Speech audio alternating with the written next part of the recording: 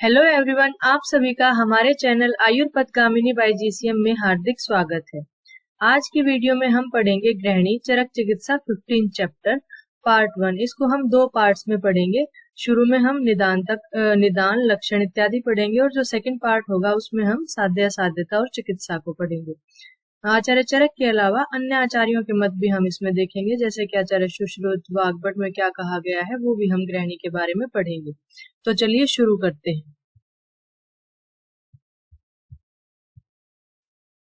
सबसे पहले हम गृहिणी के रेफरेंसेस की बात करें तो गृहिणी का जो वर्णन है वो कहाँ कहाँ आया है। चरक संहिता में चरक चिकित्सा 15 चैप्टर में गृहिणी का वर्णन आया है। सुश्रुत संहिता उत्तरतंत्र चैप्टर 40, अष्टांग हृदय निदान स्थान 8 चैप्टर और अष्टांग हृदय चिकित्सा स्थान 10 चैप्टर, माधव निदान में 4 चैप्टर में गृहिणी का वर्णन आया है। अब हम देखते हैं कि गृहिणी का कंसेप्ट क्या है, कि गृहिणी है क्या। अगर हम मॉडर्न से कोरिलेट करके देखें तो गृहिणी क्या है, आयुर्वेदा के अकॉर्डिंग गृहिणी क्या है। तो जितने भी आयुर्वेदिक टेक्स्ट हैं उसमें जो गृहिणी है वो क्या बताया गया है, ऑर्गन ऑफ डाइजेशन, यानी कि डाइजेशन का जो ऑर्गन है उसको गृहिणी बोला गया है।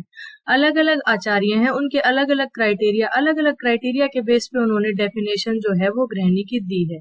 किसी ने जो इसका फंक्शनल एस्पेक्ट है उसको ज्यादा इंपॉर्टेंस दी है, तो किसी आचार्य ने एनाटॉमिकल पेक्युलरिटीज को ज्यादा इंपॉर्टेंस दी है और गृहिणी की अलग अलग डेफिनेशन दी है। आचार्य चरक ने गृहिणी के बारे में क्या कहा है, अग्ने अधिष्ठानम अन्नस्य गृहणात गृहिणी मता, नाभिर उपरी सा ही अग्नि बलेन उपस्टंभिता अपक्वम धार्यति अन्नम पक्वम सृजति पार्श्वतः दुर्बल अग्नि बला दुष्टा तो आममेव विमुंचति। ये रेफरेंस है चरक चिकित्सा 15/56 to 57 श्लोक। तो इसमें क्या बताया गया है कि अग्नि अधिष्ठानम यानी कि अग्नि का अधिष्ठान जो है, अन्नस्य ग्रहणाद अन्न को ग्रहण करने के कारण गृहिणी मता, उसको गृहिणी कहते हैं। यानी कि गृहिणी क्या है कि एक ऐसा ऑर्गन है जो किसका स्थान है, अग्नि का स्थान है और अन्न को ग्रहण करता है, तो उसको क्या कहते हैं, गृहिणी। नाभिर ऊपरी यानी कि नाभि के ऊपरी भाग में वो स्थित होती है और अग्नि के बल से ही उसको बल प्रदान होता है, उपस्टंभित होती है, अग्नि के बल से ही वो बलवान रहती है। अपक्वम धार्यति अन्नम, वो धारण किसका करती है, अपक्व अन्न का धारण करती है और जो पक्व अन्न है उसको पार्श्व से नीचे से निकालती है। दुर्बल अग्नि बला दुष्टा, यानी कि अगर अग्नि का बल दुर्बल हो गया तो वो क्या हो जाएगी, दूषित हो जाएगी, दुष्ट हो जाएगी गृहिणी। तब वो क्या करेगी, आम में विमुंचति, आम को ही बाहर निकालेगी, यानी कि डाइजेशन प्रॉपर नहीं हो पाएगा, आम जो अन्न है उसको ही बाहर वो निकाला करेगी दूषित अवस्था में। ये आचार्य चरक की डेफिनेशन है। अब इसी पे जो आचार्य चक्रपाणी है उन्होंने एक्सप्लेनेशन देते हुए बताया है कि गृहिणीम आश्रितो अग्नि दोषो गृहिणी दोषो, यानी कि गृहिणी दोष किसे कहेंगे, गृहिणी में आश्रित जो अग्नि है जब वो दूषित हो जाएगी तभी उसको हम क्या कहेंगे, गृहिणी दोष कहेंगे। गृहिणी स्थित अग्नि दोष ही गृहिणी है, ये आचार्य चक्रपाणी ने बोला है। नेक्स्ट हम बात करते हैं आचार्य सुश्रुत की डेफिनेशन की।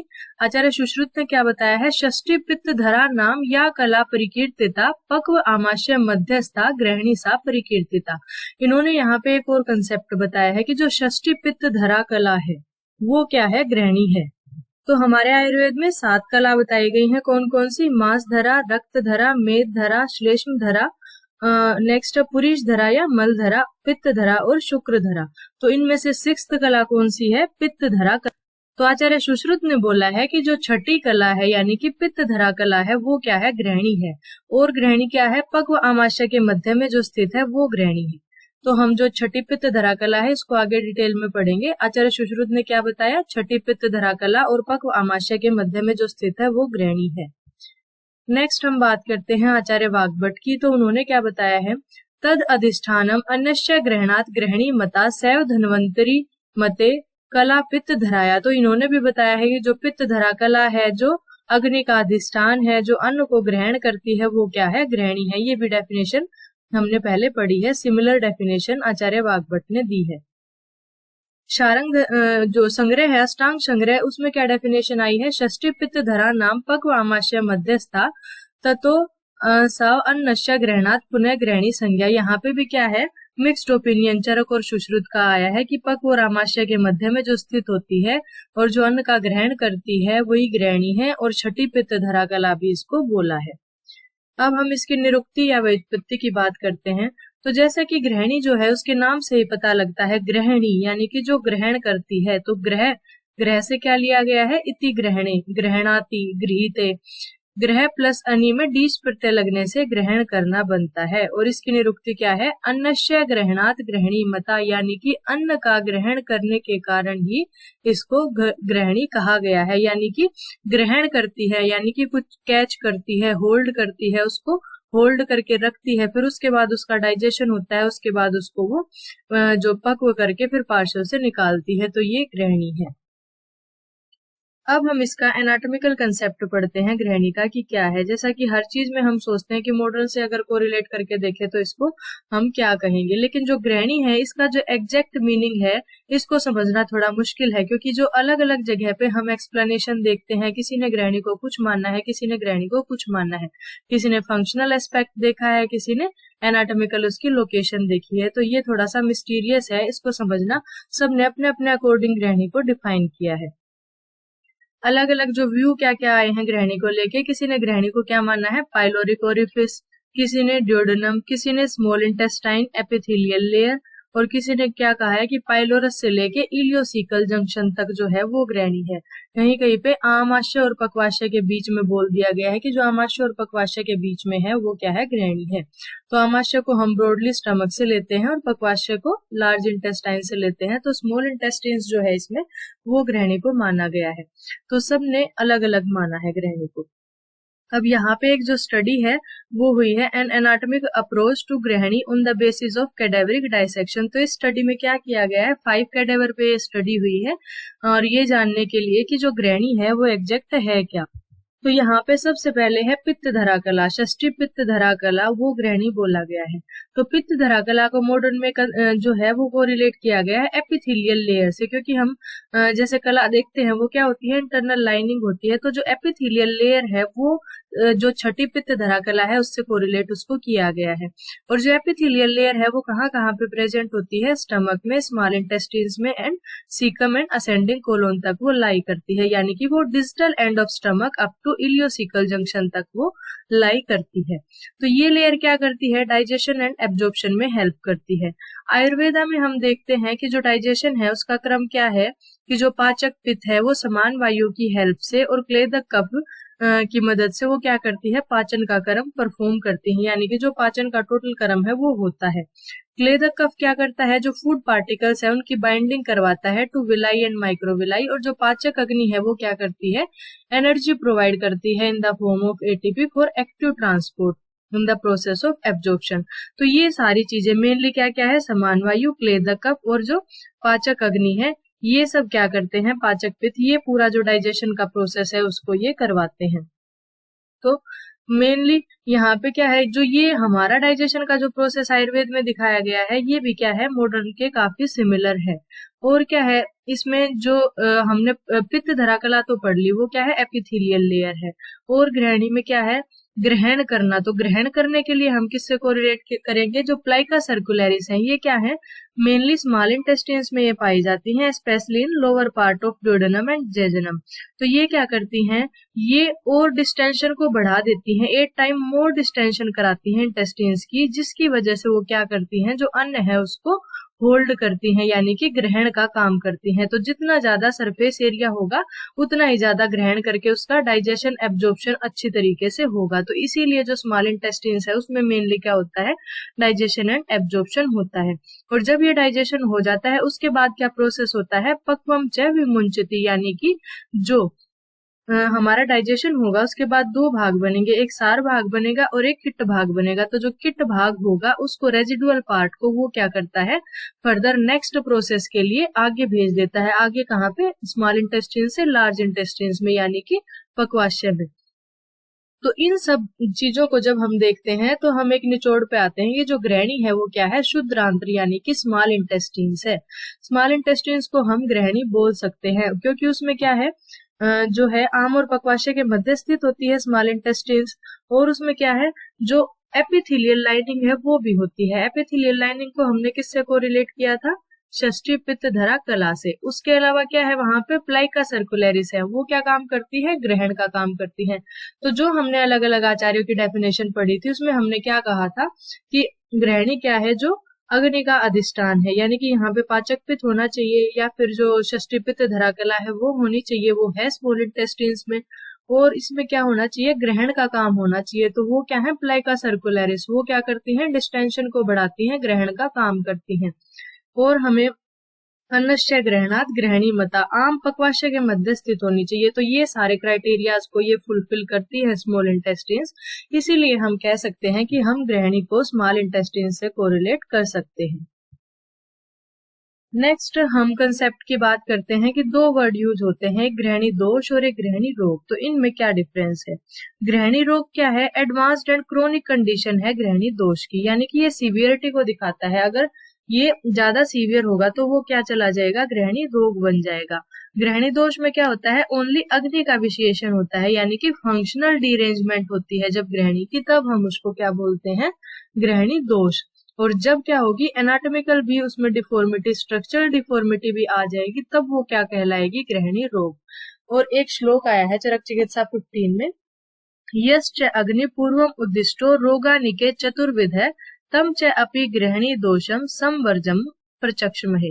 यानी कि पहले जो बताया गया है रोगानिक अध्याय में, रोगानिक विमान अध्याय कौन सा है, चरक विमान 6 चैप्टर। तो उस चैप्टर में क्या है, 4 प्रकार की अग्नि बताई गई है। कौन कौन सी अग्नि है, 4 प्रकार की, सम अग्नि, विषम अग्नि, तीक्ष्ण अग्नि और मंद अग्नि। तो उनमें क्या है, तम च अपि ग्रहणी दोषम संवर्जम प्रचक्षमहे, यानी कि सम को वर्जित करके 4 प्रकार की जो अग्नि बताई गई है, उसमें सम अग्नि को छोड़ के बाकी जो 3 अग्नि है वो क्या करवाएंगी, ग्रहणी दोष कराएंगी, यानी कि ग्रहणी को दूषित करेंगी। हमने पहले भी पढ़ा था ग्रहणी दोष क्या है, अग्नि का जो दोष है। आचार्य चक्रपाणि ने जो एक्सप्लेनेशन दी थी कि ग्रहणी में आश्रित अग्नि दोष ही ग्रहणी दोष है। तो जब भी ग्रहणी दूषित, अग्नि दूषित होगी तो इसका मतलब ग्रहणी दोष हो गया। तो अग्नि तीक्ष्ण अग्नि में भी दूषित होगी, विषम में भी दूषित होगी और मंद में भी दूषित होगी। तो ये तीनों प्रकार की अग्नि सम अग्नि को छोड़कर ग्रहणी दोष के लिए रेस्पॉन्सिबल होती हैं। और ग्रहणी रोग में मेनली क्या है, हमें मंद अग्नि का स्टेटस देखने को मिलता है। अब हम बात करते हैं निदान की। ये जो रेफरेंस है आचार्य सुश्रुत का है, सुश्रुत उत्तरतंत्र 40/167। अति सारे निवृत्ते अपि मंद अग्नेर अहित अशिन है भूये संदूषितो वहनी ग्रहणीम अभिदूषित। यानी कि इसमें 3 मेनली कंडीशन बताई गई हैं कि अतिसारे यानी कि अतिसार से ग्रसित होना, निवृत्ते अपि या फिर अतिसार से निवृत्त होने के बाद, मंद अग्नेर या फिर मंद अग्नि की स्थिति में। इन तीनों कंडीशन में क्या है, अहित अशिन है, यानी कि जब अहित आहार विहार का सेवन किया जाता है तो क्या होगा, जठर अग्नि के मंद होने पर वात आदि दोष प्रकोप होने से विकृत हुई ग्रहणी अन्न का पाक ठीक से नहीं कर पाती है। तो वो क्या करेगी, अन्न का पाक ठीक से नहीं कर पाएगी, आहार को पक्व या अपक्व रूप में ही शरीर से बाहर निकाल देगी। तो क्या हो जाएगा, वो ग्रहणी रोग हो जाएगा, यानी कि ग्रहणी यहाँ पे दूषित हो चुकी है। और ये कारण आचार्य सुश्रुत ने इसके बताए हैं। अब हम आचार्य चरक की बात करें, भोजनात् अजीर्ण, अति भोजनात् विषम अशनात्, असातम्य गुरु शीत आदि रुक्ष संदुष्ट भोजनात्, विरेक वमन स्नेह विभ्रमात्, व्याधि कर्षणात्, देश काल ऋतु वैषम्यात्, वेगा नाम च विधारणात्। यानी कि भोजनात् भोजन न करने से, अजीर्ण अजीर्ण में भोजन करने से, अति भोजनात् अत्यधिक भोजन का सेवन करने से, विषम असनात विषम आसन करने से, असातम्य गुरु शीत रुक्ष संदुष्ट यानी कि बासी इस प्रकार का भोजन करने से, विरेक वमन स्नेह विभ्रमात, जो वमन विरेचन स्नेह पान इनका क्या है, विभ्रम होने से, यानी कि इनका जो नॉर्मल करने का तरीका जो बताया गया है उसको फॉलो ना करने से, व्याधि कर्षणात व्याधि के कारण बल कम होने से, दुर्बल होने से, देश काल ऋतु के वैषम्य से, वेगा नाम च विधारणात वेगों का अवरोध करने से। तो इन कारणों से क्या है, ग्रहणी होती है। तो ये सब कारण क्या करेंगे, कहीं वात का, पित्त का या कफ का, त्रिदोष का प्रकोप करेंगे और फिर वो क्या करेगा, अग्नि के स्टेटस को जो है अग्नि को मंद करेगा, उसकी वजह से ग्रहणी की उत्पत्ति होगी। तो ये सारे निदान आचार्य चरक ने बताए हैं। अब हम भेद देखते हैं ग्रहणी के। अलग अलग आचार्यों ने अलग अलग भेद बताए हैं। वातात, पित्तात, कफात, शाद, रोग, स्तिमित एवच। आचार्य चरक और सुश्रुत ने 4 प्रकार बताए हैं, वातज, पित्तज, कफज और सन्निपातज। आचार्य माधव ने 6 प्रकार बताए हैं। 4 तो आचार्य चरक और सुश्रुत के सिमिलर हैं, वातज पित्तज कफज और सन्निपातज, प्लस 2 और इन्होंने अलग बताए हैं। कौन कौन से? संग्रह ग्रहणी और घटी यंत्र ग्रहणी। आचार्य गणनाथ सेन ने 4 टाइप बताए हैं, राज ग्रहणी, शतज ग्रहणी, शयज ग्रहणी और निर्मोक ग्रहणी। अन्य भेद में 2 भेद और बताए गए हैं, स्वतंत्र ग्रहणी और प्रतंत्र ग्रहणी। स्वतंत्र किसको कहेंगे हम? जब कोई भी अग्निमांद कारक जो हेतु है उनका सेवन करने से जो है ग्रहणी दोष होगा तो उसको क्या कहेंगे? स्वतंत्र व्याधि कहेंगे। और प्रतंत्र किसको कहेंगे? यानी कि किसी दूसरे डिजीज की वजह से ग्रहणी हो रहा है, यानी कि अतिसार या अर्श इत्यादि के बाद जब अग्निमंद हो जाएगी तब जो ग्रहणी होगा उसको हम क्या कहेंगे? परतंत्र ग्रहणी कहेंगे। आचार्य चरक ने एक और ग्रहणी का वर्णन किया है जो कि क्या है? साम ग्रहणी। तो ये अलग अलग आचार्यों ने अलग अलग टाइप्स ग्रहणी के बताए हैं। अब हम देखते हैं वातज ग्रहणी के निदान। अलग अलग जो भेद हैं उनके अलग अलग निदान क्या बताए गए हैं। कटु तिक्त कषाय अति रुक्ष शीतल भोजने, यानी कि कटु तिक्त कषाय रसयुक्त आहार, अत्यधिक रुक्ष शीतल भोजन, प्रमित अशन, न अति अध्व वेग निग्रह मैथुने, यानी कि न अति अध्व यानी कि अत्यधिक जो अध्व यानी कि पैदल चलना, वेग निग्रह वेगों को रोकना, मैथुने मैथुन अत्यधिक मात्रा में करना। जो अति अध्व अध्व से पहले जो अति आया है ये इन सब के लिए आया है, अति अध्व अति मैथुने यानी कि अत्यधिक पैदल चलना, अत्यधिक मैथुन करना। करोति कुपितो मंद अग्नि संछादम मारुते तस्य अन्नम पच्यते दुखम शुक्त पाकम खरंगता। तो इन सब कारणों से क्या होगा? वात दोष जो है वो प्रकोपित हो जाएगा। फिर वो क्या करेगा? संछादम मंद अग्नि मतलब अग्नि को आच्छादित करके उसको मंद कर देगा। अग्नि मंद यहाँ पे उत्पन्न हो जाएगा वात की वजह से। वात कैसे करेगा? अग्नि को आच्छादित करके अग्नि मंद उत्पन्न कर देगा। उसके बाद क्या होगा? तस्य अन्नम पच्यते दुखम यानी कि जो कष्ट के साथ उस आहार का पाचन होगा। शुक्त पाक यानी कि अम्ल पाक होगा, डाइजेशन प्रॉपर नहीं हो पाएगा। खरंगता यानी कि अंगों में खरता देखने को मिलेगी। तो ये वातज ग्रहणी के निदान बताए गए हैं। नेक्स्ट हम देखते हैं पित्तज ग्रहणी के निदान। कटु अजीर्ण विदाह अम्लसार आदि पित्तम उल्बणम अग्निम आप्लावयंती जलम तप्तम इव अनिल। तो इसमें पित्तज ग्रहणी में क्या बताया गया है? कटु अम्ल विदाही क्षार इत्यादि भोजन करना, अजीर्ण में भोजन करना, पित्तवर्धक आहार का सेवन करना या फिर पित्तवर्धक विहार का सेवन करना, जैसे आतप सेवन करना, अत्यधिक क्रोध करना।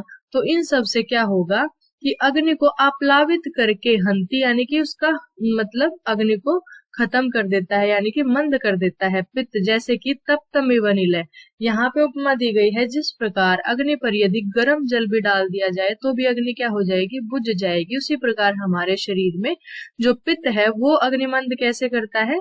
पित्त का द्रव गुण बढ़ के और अग्नि को अपलावित करके वो क्या करता है? अग्नि मंद उत्पन्न करता है। और जब अग्नि मंद हो जाएगा तो सेम प्रोसेस में आगे संप्राप्ति ग्रहणी की उत्पत्ति हो जाएगी। नेक्स्ट हम देखते हैं कफज ग्रहणी के निदान। गुरु अति स्निग्ध शीत आदि भोजनात् अति भोजनात् भुक्त मात्रस्य च सोपनाद हन्यते अग्निम कुपितः कफ। यहाँ पे क्या होगा? गुरु अति स्निग्ध मधुर भोजन का सेवन करना, अत्यधिक मात्रा में भोजन का सेवन करना, शीतल पदार्थों का सेवन करना, पिच्छल द्रव्यों का, ये सारे क्या है? कफ वर्धक जो है आहार का सेवन करना। और भुक्त मात्र से च सोपनाद यानी कि भोजन करने के तुरंत बाद ही सो जाना। तो इन सब कारणों से क्या होगा? कफ बढ़ेगा और कफ बढ़ के क्या करेगा? मंद अग्नि वहां पे करवाएगा जिससे ग्रहणी की उत्पत्ति होगी। नेक्स्ट हम देखते हैं सन्निपातज ग्रहणी। सन्निपातज ग्रहणी में क्या होगा? तीनों दोषों के, वात के, पित्त के और कफ के सम्मिलित ही निदान और सम्मिलित ही लक्षण यहाँ पे देखने को मिलेंगे। पृथक वात आदि निर्दिष्ट हेतु लिंग समागमे त्रिदोषम निर्देशित एशाम बेशजम शृण्वत परम, यानी कि मिश्रित ही यहाँ पे निदान होंगे और मिश्रित ही लक्षण वात पित्त कफ के देखने को मिलेंगे सन्निपातज ग्रहणी में। अब हम देखते हैं ग्रहणी की संप्राप्ति। दुष्यते अग्नि से दुष्टो अन्नम न तत्पचति लघु अपि अपच्यमानम शुक्तत्वम याति अन्नम विश्वरूप। यहाँ पे क्या बताया गया है कि जो निदान सेवन हम करेंगे उससे क्या होगा? जो दुष्ट अन्न हम सेवन करेंगे उससे अग्नि क्या हो जाएगी? दूषित हो जाएगी। जब निदानों का सेवन करेंगे तो त्रिदोष का वहां पे प्रकोप होगा, उससे क्या होगा? अग्नि दूषित हो जाएगी। न तत्पचति लघु अपि, तब वो क्या करेगी? लघु अन्न का भी पाचन न करेगी। नहीं कर पाएगी। अपच्यमानम, वो अपचा हुआ जो आहार होगा, शुक्तत्वम, वो शुक्त पाक को प्राप्त हो जाएगा, अम्ल पाक को प्राप्त हो जाएगा, और वो क्या करेगा, विष के रूप में पूरे शरीर में हानि पहुंचाएगा। अधस्तु पक्व आमम वा प्रवर्तम ग्रहणी गदम, यानी कि नीचे से जो कभी पक्व और कभी आम जो मल की प्रवृत्ति वो कराएगी, वो क्या होगी, ग्रहणी गद, उसको ग्रहणी रोग कहेंगे। अपक्वम धार्यति अन्नम पक्वम सृजति पार्श्वत, यानी कि नॉर्मली ग्रहणी क्या करती है, अपक्व अन्न का धारण करती है और पक्व को पार्श्व से निकालती है। दुर्बल अग्नि बला दुष्टा, जब अग्नि दुर्बल हो जाएगी तो वो भी क्या हो जाएगी, दुष्ट हो जाएगी, तब क्या करेगी, तो आमम एव विमुंचति, तब आम को ही वो बाहर निकालेगी। तो ये क्या है, ग्रहणी की संप्राप्ति है, यानी कि निदान सेवन होगा। निदान सेवन के बाद क्या होगा, त्रिदोष में से कोई भी दोष प्रकोप होगा वो अग्निमांद कराएगा और वो फर्दर जाके ग्रहणी की उत्पत्ति कराएंगे। और जब ग्रहणी होगी तो क्या होगा, पक्व और अपक्व मल का प्रवर्तन कराएगी ग्रहणी, कभी पका हुआ कभी अपक्व मल। हम फ्लो चार्ट से देखते हैं निदानों का सेवन। निदान सेवन करेंगे तो क्या होगा, कोई भी दोष प्रकोप होगा उससे मंद अग्नि हो जाएगी। वात कैसे मंद अग्नि कराएगा, वात बढ़ के अग्नि को आच्छादित करके मंद अग्नि कराएगा। पित्त कैसे कराएगा, पित्त का द्रव गुण बढ़ के तब वो अग्नि को आप्लावित करके मंद अग्नि कराएगा। और कफ दोष नॉर्मली अगर जब बढ़ता है तो अग्नि मंद होती है। तो ये सब कंडीशंस की वजह से मंद अग्नि जनरेट होगी, और मंद अग्नि क्या करेगी, आम दोष की उत्पत्ति कराएगी। वो आम दोष षष्ठी पित्त धरा कला में स्थान संचय करेगा और ग्रहणी को दूषित कर देगा, क्योंकि वहीं पे ग्रहणी होती है। फिर जब ग्रहणी दूषित हो जाएगी तो वो क्या करेगी, अपक्व और पक्व अन्न का अधोभाग से निर्हरण कराएगी, कभी द्रव तो कभी बंधे हुए मल की प्रवृत्ति होगी, और इसी को हम क्या कहेंगे, ग्रहणी रोग कहेंगे। संप्राप्ति घटक दोष त्रिदोष होंगे, क्योंकि वात पित्त कफ तीनों की वजह से मंद अग्नि होगी। दुष्य यहाँ पे क्या होगा, क्या दूषित हो रहा है, अन्न और रस। स्त्रोतस अन्न वह और पुरीश वह स्त्रोतस यहाँ पे इन्वॉल्व होंगे। अधिष्ठान में पित्त धरा कला या ग्रहणी। स्त्रोतो दृष्टि का प्रकार यहाँ पे क्या है, अति प्रवृत्ति, यानी कि बार बार प्रवृत्त होगा, कभी अपक्व और कभी पक्व। स्वभाव क्या है, दारुण, अग्नि, मंद, साध्य साध्यता, कृच्छ साध्य। अब हम ग्रहणी के पूर्व रूप देखते हैं। पूर्व रूपम तु तस्य एदम तृष्णा आलस्यम बलशय, यानी कि इसके पूर्व रूप क्या है, तृष्णा, आलस्य, बलशय, विदाहो अन्नस्य, अन्न का विदा होना, पाकस्य चिरात, कायस्य गौरवम, यानी कि आहार का देर से पचना और पूरे शरीर में गुरुता महसूस होना। ये चरक का रेफरेंस है, चरक चिकित्सा 15, पूर्व रूप आचार्य चरक ने बताए हैं। आचार्य सुश्रुत ने तस्य उत्पत्तो विदाहो अन्ने सदन आलस्य त्रट क्लमः बलक्षयो अरुचि कास कर्ण स्वेडो अंतर्कूजनम, यानी कि अन्न का विदा होगा, सदन, आलस्य, त्रट यानी कि प्यास ज्यादा लगेगी, क्लम, बलक्षय, अरुचि, कास, कर्ण स्वेड, अंतर्कूजन, ये सारे लक्षण होंगे। तो ये रेफरेंस आचार्य सुश्रुत का है। अष्टांग हृदय में क्या बताया गया है, प्राग रूपम तस्य सदनम चिरात पचन अम्लकः प्रसेको वक्त्र वैरस्यम अरुचि त्रट क्लमो भ्रमः अनुद्धरता छर्दी कर्ण स्वेडो अंतर्कूजनम। तो ये सारे मिश्रित लक्षण अलग अलग दिए गए हैं, इनको हम कंपैरेटिव पढ़ते हैं। आचार्य चरक ने क्या क्या दिया, तृष्णा, आलस्य, बलक्षय, विदाहो अन्नस्य, पाकस्य चिरात, कायस्य गौरवम, ये सारे लक्षण है। आचार्य सुश्रुत ने भी सिमिलर लक्षण माने, पर उन्होंने एड ऑन क्या किया, अरुचि, कास, कर्ण स्वेड और आंतरकूजन। और वाग्भट में क्या है, मिश्रित लक्षण है, सदन, भोजन का देर से पचना, अम्ल, उद्गार, प्रसेक, मुख वैरस्य, आनाह, अरुचि, छर्दी, तृष्णा, पेट का फूलना, क्लम, आंतरकूजन, भ्रम, कर्ण स्वेड, ये सारे लक्षण अलग अलग हमने कंपैरेटिव देखा कि अलग अलग आचार्य ने कौन कौन से पूर्व रूप ग्रहणी के लिए दिए हैं। अब हम इसके सामान्य लक्षण देखते हैं। कॉमन लक्षण ग्रहणी के क्या है, अतिश्रष्टम विबद्धम वाद्रुवम तद उपदिश्यते तृष्णा, अरोचक, वैरस्य, प्रसेक तमकान्वितः, शून पादकरः स अस्ति पर्व रुक छर्दनम ज्वरः, लोह आम गंधी तिक्त तम्ल उद्गारश्च जायते।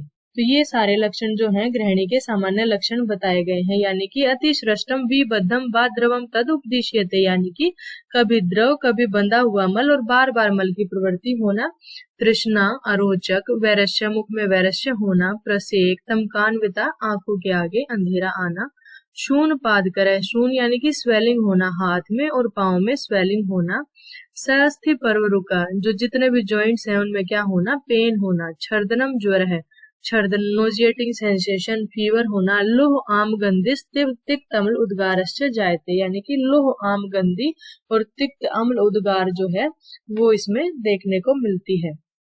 सुश्रुताचार्य ने क्या लक्षण बताए हैं? सादुष्टो बहुशो, यानी कि बहुत बार, भुक्तम आमम एव विमुंचति, पक्वम वा सैरुजम पूति मुहुर्बद्धम मुहुर्द्रवम, ग्रहणी रोगम आहुस्तम आयुर्वेद विदो जना, यानी कि जो आयुर्वेद के विद्वान जन है वो ग्रहणी किसको कहते हैं? कि जो बहुत बार खाए हुए अन्न का आमम एव विमुंचति, यानी कि आम को ही बाहर निकालती है, डाइजेशन प्रॉपर नहीं कराती है। पक्वम वा, कभी आम कभी पक्व, वा सैरुजम, यानी कि पेन के साथ। यहाँ पे क्या बताया गया है? सैरुजम, यानी कि जब मल की प्रवृत्ति होगी तो पेन होगा। पूती, यानी कि दुर्गंध युक्त होगा। मुहुर्बद्धम मुहुर्द्रवम, कभी बंधा हुआ कभी द्रव मल बार बार प्रवृत्ति होगी। उसी को आयुर्वेद के विद्वानों ने क्या कहा है? ग्रहणी कहा है। अब हम अलग अलग लक्षण देखते हैं। दोषों के अनुसार अलग अलग क्या लक्षण बताए गए हैं। वातज ग्रहणी के लक्षण: कंठ आश्य शोष, शुद्ध तृष्णा तिमिरम करणियो स्वन है, यानी कि कंठ में आश्य में शोष होना, यानी कि ड्राइनेस होना, सूखा होना बार बार, शुद्ध तृष्णा भूख और प्यास का बार बार लगना, तिमिर होना, करणियो स्वन है, कानों में कोई स्वर न होते हुए भी आवाज सुनाई देना, टिनिटस की कंडीशन। पार्श्व उरु वंक्षण ग्रीवा रुजो अभीक्षणम विसूचिका, तो अत्यधिक पेन होगा पार्श्व में, उरु में, वंक्षण में, ग्रीवा में, और विसूचिका होगा। हरित पीड़ा, कार्डियक रीजन में पेन होगा। काय दुर्बल्यम वैरस्यम परिकीर्तिका, काय में दुर्बलता महसूस होगी। मुख वैरस्य होगा और गुद में कैंची से काटने के समान पीड़ा, उसको क्या कहते हैं? परिकीर्तिका। गृद्धि सर्व रसानाम च मन से सदनम तथा, यानी कि सभी प्रकार के रसों के सेवन की इच्छा होना और मन में क्या होगा? सदन होगा, यानी कि उसको हर प्रकार के रस खाने की इच्छा होगी पेशेंट को, और मानसिक सदन भी होगा।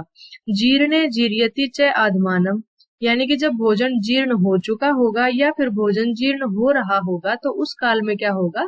आत्मान होगा, यानी कि पेट का फूला हुआ होना उस टाइम पे होगा। भुगते स्वास्थ्य उपेति च, और जब वो खाना खा लेगा तब क्या होगा? स्वास्थ्य का अनुभव करेगा।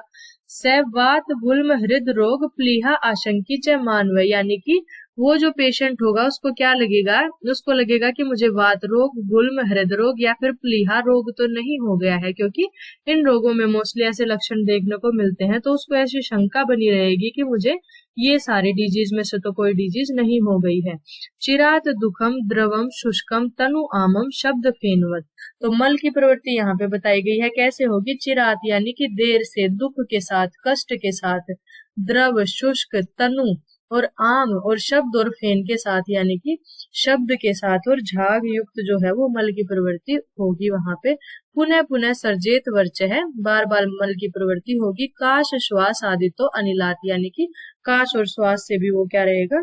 पीड़ित रहेगा। तो ये सारे लक्षण किसमें देखने को मिलते हैं? वातज ग्रहणी में। आचार्य सुश्रुत ने क्या बताया है?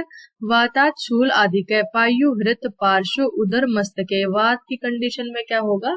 शूल अधिक होगा, यानी कि पेन ज्यादा होगा। कहाँ कहाँ पे पेन होगा? पायु में, गुद में, हृद में, पार्श्व में, उदर में और मस्तिष्क में। दोष वर्ण नखय तद्विद वीण मूत्र नयन आनने, जैसे कि अलग अलग दोषों के वर्ण हमारे आयुर्वेद में बताए गए हैं। वात का वर्ण अलग होता है, शाव होता है, रुण होता है, पित्त का नील पित्त। तो इसी प्रकार जो दोषों के वर्ण है उसी के अकॉर्डिंग क्या होगा? पेशेंट के नख, यानी कि नाखून, और मूत्र, पुरीश, नयन, आंखें और मुख उसका उसी प्रकार के वर्णों का दिखाई देगा। हरित पांडु उदर गुल्म अर्श प्लीहा शंकिच मानव, यानी कि जो पेशेंट होगा उसको क्या होगा? उसको ऐसा महसूस होगा कि मुझे हृदय रोग, पांडु, उदर, गुल्म, अर्श, ये सारी इनमें से तो कोई डिजीज नहीं हो गई है। ये सारे लक्षण वातज ग्रहणी के कंडीशन में हमें देखने को मिलेंगे। नेक्स्ट हम बात करते हैं पित्तज ग्रहणी के लक्षण। पित्तज ग्रहणी में क्या होगा? सो अजीर्ण नील पीताभम पीताभय सार्यते द्रवम, यानी कि जो पित्तज ग्रहणी का पेशेंट होगा वो क्या होगा? अजीर्ण से पीड़ित होगा। उसका मल कैसा होगा? नील पीताभ, यानी कि नील और पीत वर्ण का होगा। द्रव मल होगा। पूती अमल उद्गार हरित कंठ दाह अरुचि तृट अदित, यानी कि पूती मतलब उसमें जो मल होगा उसमें क्या होगा? स्मेल होगी। अम्ल उद्गार होंगी, हृतकंठ में दाह होगा, अरुचि और प्यास ज्यादा लगेगी। ये सारे लक्षण पित्तज की कंडीशन में देखने को मिलेंगे। अष्टांग हृदय ने भी सिमिलर श्लोक दिया है। पित्तेन नील पीताभम पीताभ सरजति द्रवम भूति अम्ल उद्गार हृतकंठ दाह अरुचि तृट आदित्य है, यानी कि ये सारे लक्षण इसमें देखने को मिलेंगे। नेक्स्ट हम बात करते हैं कफज ग्रहणी के लक्षण। कफज ग्रहणी में क्या होगा, आश्य उपदेह, यानी कि मुख में क्या होगा, उपदेह प्रतीत होगा। मुख में मतलब मल की प्रवृत्ति तो होगी, मुख लिपा हुआ सा प्रतीत होगा।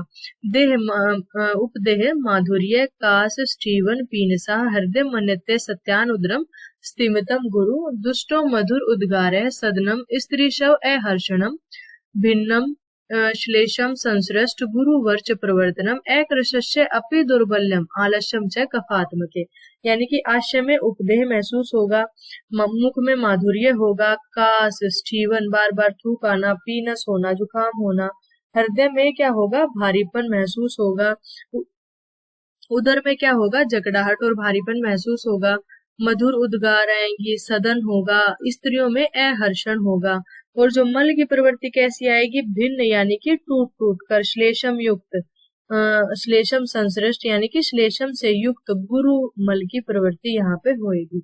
और जो पेशेंट होगा वो क्या होगा, कृश दिखाई नहीं देगा, लेकिन अकृशस्य अपि यानी कि कृश न होते हुए भी दुर्बल्यम आलस्यम यानी कि उसमें क्या होगी, दुर्बलता होगी और आलस्य होगा। तो ये सारे लक्षण किसमें देखने को मिलेंगे, कफ की कंडीशन में देखने को मिलेंगे। सन्निपातज ग्रहणी के लक्षण कैसे होंगे, वातज पित्तज कफ त्रिदोषम निर्देशित एशाम बेसजम श्रृणवत प्रम, यानी कि त्रिदोषज जो है लक्षण, तीनों दोषों के मिश्रित लक्षण हमें सन्निपातज ग्रहणी में देखने को मिलेंगे। नेक्स्ट है, अगर हमें ऐसे देखने को मिले, हमारे पास पेशेंट आए कि ये मतलब कौन सा दोष की प्रीडोमिनेंस से ग्रहणी हुई है, तो आचार्य सुश्रुत ने बहुत अच्छे से इसको एक्सप्लेन किया है एक ही श्लोक में। वातात शूल अधिक है पायु हृत पार्श्व उदर मस्तकई पित्तात स दाहे गुरु भी कफात त्रिभ्य त्रिश लक्षण, यानी कि वातज में क्या होगा, शूल अधिक है, पेन अधिक होगा। पेन कहाँ कहाँ पे होगा, गुद में, हृदय पार्श्व भाग में, उदर में और मस्तिष्क में, यहाँ पे पेन ज्यादा होगा। तो अगर पेन ज्यादा हो रहा है पेशेंट को, तो वो किसकी प्रीडोमिनेंस से हो रहा है, वात की प्रीडोमिनेंस से। पित्तज की कंडीशन में क्या देखने को मिलेगा, ज्यादा पित्त की अधिकता से दाह होगी, और कफ की अधिकता से क्या होगा, गुरुता यानी कि शरीर में भारीपन होगा। और जब सन्निपातज होगा तो तीनों दोषों के प्रकोपित होने पर तीनों दोषों के मिश्रित लक्षण उसमें दिखाई देंगे। अब जो अलग अलग आचार्यों ने जो अलग अलग ग्रहणी बताई है, हम उसको पढ़ेंगे। संग्रह ग्रहणी के लक्षण। आज संग्रह ग्रहणी किसने बताई थी, आचार्य माधव ने। तो संग्रह ग्रहणी में क्या होगा, आंतर कूजनम आलस्यम दौर्बल्यम सदनम, तथा आंतर में कूजन होगा, आलस्य होगा, दुर्बलता होगी, सदन होगा।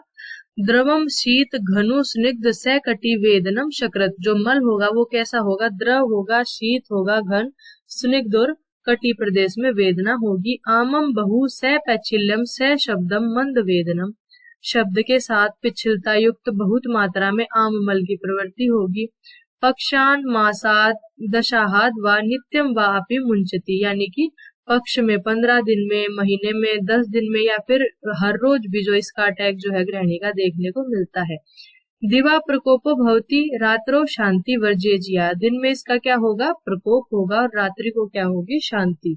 दुर्विज्ञया दुष्चिकित्सा चिरकाल अनुबंधिनी, ये दुर्विज्ञया दुष्चिकित्सा, इसको चिकित्सा करने में कठिनाई होती है, और चिरकाल अनुबंधी यानी कि चिरकारी ये रोग है। सा भवेदाम वातेन संग्रह ग्रहणी मता, तो इसको क्या कहा है, जो श्यामवात की वजह से ये ग्रहणी होती है और इसको संग्रह ग्रहणी कहा गया है। जैसा कि संग्रह ग्रहणी के नाम से ही पता लगता है, इसमें क्या होगा, संग्रह होना सुनिश्चित है। तो सन्निपातज ग्रहणी का परिवर्तित रूप भी इसको बोला गया है। पहले इसमें क्या होगा, मल का संग्रह होगा, यानी कि इस कंडीशन में जो आंत्र हैं वो इतने दुर्बल हो जाती हैं कि वो मल को बाहर नहीं निकाल पाती हैं। क्या होता रहता है, मल का संग्रह होता रहता है, संग्रह होता रहता है। जब ऊपर से जब स्टूल और ज्यादा आता है, उसका जो प्रेशर पड़ता है उसकी वजह से थोड़ा थोड़ा करके जो है स्टूल जो है वो पास होता है। मतलब ऊपर से प्रेशर लगेगा तब स्टूल पास होगा। तो पहले मल का संग्रह होगा, उसके पश्चात उसकी प्रवृत्ति होगी, और मल त्याग के समय कष्ट होगा। तो इसको क्या कहते हैं, संग्रह ग्रहणी कहते हैं। मेनली जिसमें संग्रह होता है मल का आंत्र की दुर्बलता की वजह से, उसको क्या कहते हैं, संग्रह ग्रहणी कहते हैं। नेक्स्ट है घटी यंत्र ग्रहणी। इसके भी नाम से ही हमें पता लग रहा है घटी यंत्र ग्रहणी, यानी कि जो घड़े के समान ध्वनि जिसमें हमें सुनाई देती है उसको क्या कहते हैं, घटी यंत्र ग्रहणी। स्वपतः पार्श्वो शूलम, यानी कि जब हम इसमें क्या होगा, लेटने पे पार्श्व में शूल होगा, पार्श्वो शूलम, पार्श्व में शूल होगा। गलजल घटी ध्वनि, यानी कि जब कोई घड़ा है हम उसको जब पानी में डुबोते हैं तो जिस प्रकार की ध्वनि जब आती है उस टाइम पे वैसी ही ध्वनि उस पेशेंट में सुनाई देगी। तम वदंती घटी यंत्रम असाध्य ग्रहणी गदम, उसको हम क्या कहते हैं, ग्रहणी गद कहते हैं, और ये क्या है, असाध्य है। तो क्या होगा, जब भी पेशेंट लेटेगा तो पार्श्व में शूल होगा और जल में डूबते हुए घड़े के समान ध्वनि सुनाई देगी। वो क्यों सुनाई देगी, क्योंकि आंत्र इसमें इतने दुर्बल हो जाती है कि आदमी जिधर भी लेटता है आंतों में जो आहार होगा, जो पानी होगा, वो उसी ओर चला जाता है और उसकी वजह से ऐसी आवाज आती है। तो इसको हम क्या कहेंगे, घटी यंत्र ग्रहणी कहेंगे, और इसको आचार्य ने असाध्य बताया है। नेक्स्ट हम बात करते हैं राजग्रहणी की। तो राजग्रहणी भी क्या है, राजवर्ग के लोगों में पाई जाती है, जो ज्यादा समृद्ध हैं, जो संपन्न परिवार के लोग हैं, उनमें मोस्टली ये कंडीशन देखने को मिलती है। इसमें क्या क्या लक्षण मिलेंगे, स्निग्धम सफीत भूरी शुक्लम पांडु वर्ण लिंगानी सयुर राजपूर्व ग्रहण्याम जीवाश लक्षणा से शता पुरुषम प्रातः प्रातवारी शद्वा कदाचित। तो इसमें क्या बताया गया है कि जो मल होगा वो कैसा होगा, गाढ़ा होगा, पीला होगा, श्वेत वर्ण का मल हो सकता है, स्नेह युक्त मल की प्रवृत्ति होगी, रक्त की अल्पता होगी, पांडु वर्ण होगा, जीवा और शरीर का पांडु वर्ण यहाँ पे देखने को मिलेगा। मुख पाक, गुद पाक, बलक्षय, पांडुता इत्यादि इसमें देखने को मिलेंगे। और मेनली इसमें क्या होगा, जो फल और दुग्ध आदि है वही इसमें पथ्य होते हैं, बाकी जो फैट है, शर्करा है, धान्य है, वो क्या होते हैं, इसमें अपथ्य होते हैं। तो राजग्रहणी का वर्णन किसने किया है, गणनाथ सेन, सिद्धांत निदान। ठीक है, नेक्स्ट हम बात करते हैं शतज ग्रहणी की।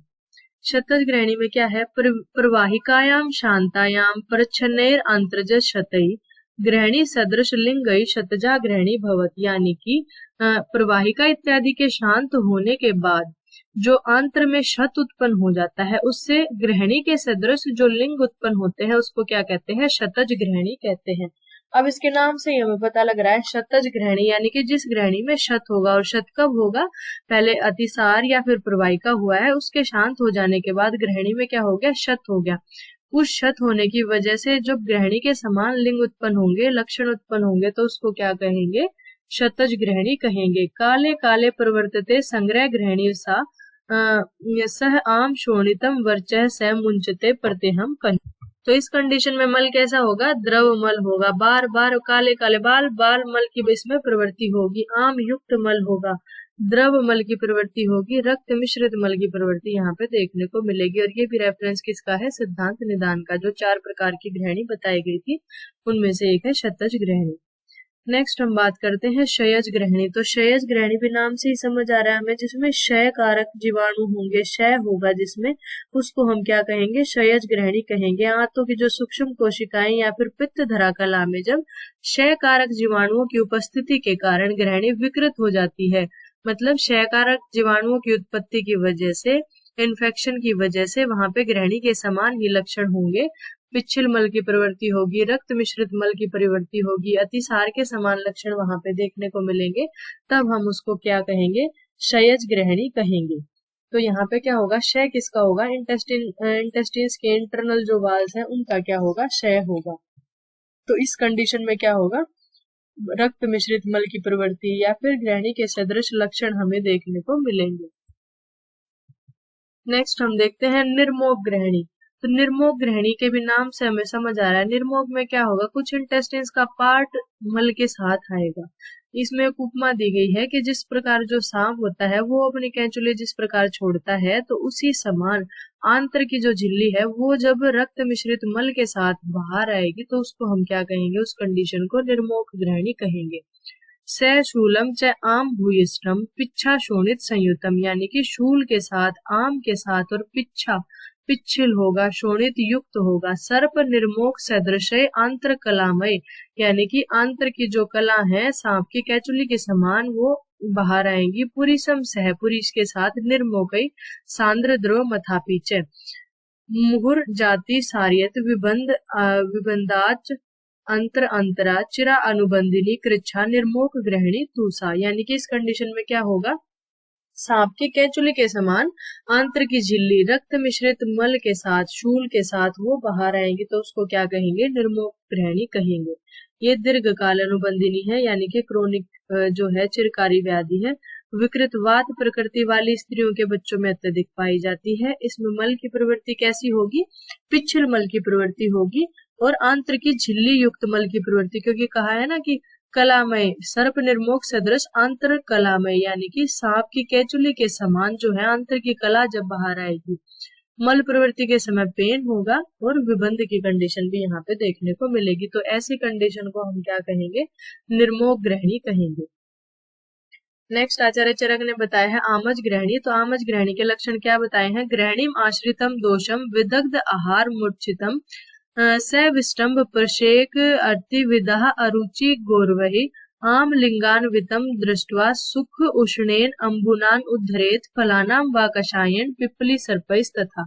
यानी कि विदग्ध आहार से मूर्छित कुपित वात आदि दोष जब ग्रहणी में क्या हो जाएंगे, आश्रित हो जाएंगे, तब वो क्या करेंगे, आम ग्रहणी को उत्पन्न करेंगे। उसमें क्या कंडीशन देखने को मिलेगी, सविष्टम्भ विष्टम्भ देखने को मिलेगा, प्रसेक देखने को मिलेगा, अर्ति देखने को मिलेगी, विधा अरुचि गौरवता देखने को मिलेगी, आम लिंगान्विता यानी कि आम के लक्षण वहां पे सारे देखने को मिलेंगे। और उन आम के लक्षणों को देख के आमज ग्रहणी में क्या करते हुए बताया गया है कि सुख उष्णेन अंबुनान, यानी कि गर्म जल पिलाकर उसमें क्या कराना चाहिए, वमन कराना चाहिए। आम के लक्षणों को देखकर उष्ण जलपान करा के वमन कराना चाहिए। या फिर क्या करा सकते हैं, फलानाम व कषायन, फलानाम किसके लिए वर्ड आया, मदन फल के लिए, कि मदन फल का कषाय जो है वो बना के उसमें पिपली सरपस तथा पिपली और सरसप का कल्क मिलाकर उसको पिला के उससे भी वमन इसमें कराया जा सकता है। तो ये लक्षण किसके हैं, आमज ग्रहणी के। आज की वीडियो में इतना ही। आज की वीडियो में हमने ग्रहणी होती क्या है, उसका एनाटॉमिकल कंसेप्ट मॉडर्न से कोरिलेट करके पढ़ा, ग्रहणी के निदान, उसके जो कॉमन लक्षण है, पूर्व रूप है और अलग अलग ग्रहणी के जो लक्षण है वो सारे हमने इसमें पढ़े। बाकी जो इसका पार्ट रह गया है वो हम नेक्स्ट वीडियो में पढ़ेंगे। तो अब तक के लिए इतना ही। आपको अगर ये वीडियो अच्छी लगी तो वीडियो को लाइक करें, चैनल को सब्सक्राइब करें और शेयर करना ना भूलें। Thank you so much.